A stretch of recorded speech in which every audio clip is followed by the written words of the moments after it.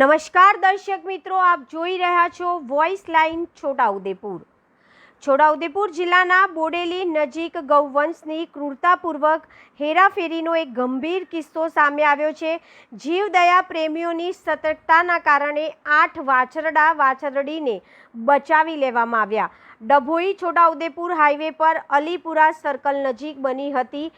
શ્રી પરિવાર charitable trust પાણીબારના પ્રમુખ અને જીવદયા પ્રેમી વિષ્ણુભાઈ કાશીરામભાઈ રાઠવાએ શંકાસ્પદ ગાડીઓ રોકાવી તપાસ કરતા તેમાં 7 કાંકરેજી તથા ગીર જાતિના વાછરડા અને એક વાછરડીને અત્યંત ટૂંકા દોરડાથી ખીચોખીચ બાંધીને લઈ જવાતા હોવાનું સામે આવ્યું હતું. તેમને તાત્કાલિક બોડેલી જીવદયા ટ્રસ્ટ તેમજ પોલીસ કંટ્રોલ રૂમને જાણ કરતા બોડેલી પોલીસની ટીમ ઘટના સ્થળે પહોંચી કાર્યવાહી હાથ ધરી હતી. પોલીસે ગાડીના ચાલક ઠાકોરભાઈ ગણપતભાઈ પાટણવાડિયા અને ગૌવંશના માલિક ભલસિંહ ભગડિયાભાઈ કટારાને ઝડપી પાડ્યા છે.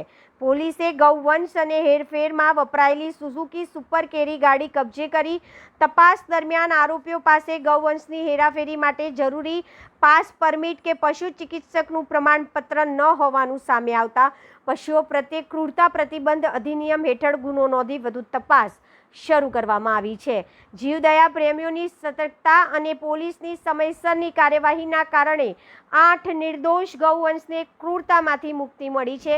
હવે સમગ્ર મામલે પોલીસ વધુ તપાસ કરી રહી છે. બોડેલી જીવદયા પ્રેમીના જણાવ્યા મુજબ આવા ગૌવંશના આરોપી પર કડકમાં કડક સજા થાય તે માટે આજરોજ ફરી પોલીસ સ્ટેશન પર જરૂરી કલમો લગાવવામાં આવે તે માટે અરજી બોડેલી પોલીસ સ્ટેશનને આપવામાં આવી. હવે જોવાનું એ રહ્યું કે આના ઉપર શું કાર્યવાહી થાય છે.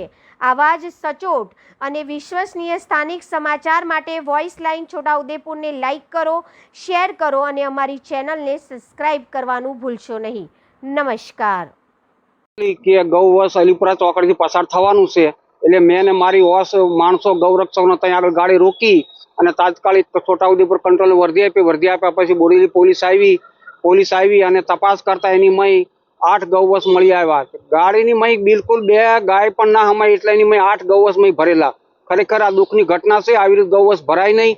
આટલો કડક કાયદો છે તે છતાંય આ ગૌવંશ ભરી અને આ લોકો મહારાષ્ટ્રના કતલખાને લઈને જાય છે વારંવાર. અને તાત્કાલિક એફઆઈઆર ફાડ્યા પછી આ આરોપી સાંજે આરોપી છૂટી ગયા. એવો કેવો કાયદો છે તે આરોપી છૂટી ગયા. ખરેખર આની કડક ને કડક તપાસ થવી જોઈએ.